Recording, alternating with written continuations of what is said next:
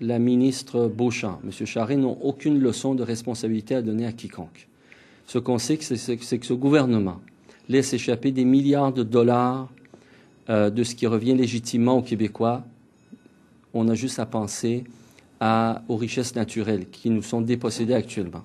On a juste à penser à l'évasion fiscale. On a juste à penser aux avantages indus qu'on accorde aux pharmaceutiques à cause de la complaisance de ce gouvernement envers les milieux d'affaires qui nous dépossèdent de milliards de dollars légitimes. Ces milliards de dollars seraient mieux investis dans l'éducation.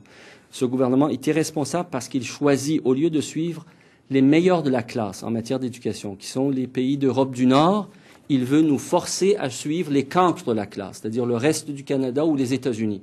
En matière d'éducation, ces pays-là font très mal. Pourquoi sont piètre figure? Parce qu'il y a une inaccessibilité très grande avec une inégalité très grande dans l'accès à l'éducation.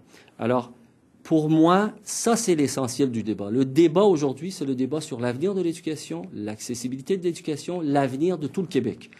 Tout le reste, c'est des histoires de contestation, de manifestation, de blocage de ponts, de quelques grabuges, ne font que dévier du véritable enjeu. C'est des choses importantes, c'est des choses qu'il faut voir en temps et lieu, mais le gouvernement doit se centrer. Aujourd'hui, la ministre doit d'abord répondre de la question qu'on lui pose, pourquoi veut-elle diminuer l'accessibilité à l'éducation à l'ensemble des Québécois? Les manifestants, les grévistes, ils le font en sacrifiant de leur temps, de leur énergie, de leur sommeil, de leurs études. C'est les premiers à payer, à se sacrifier, et ils le font pour l'avenir du Québec, parce que l'avenir de l'éducation, c'est l'avenir du Québec.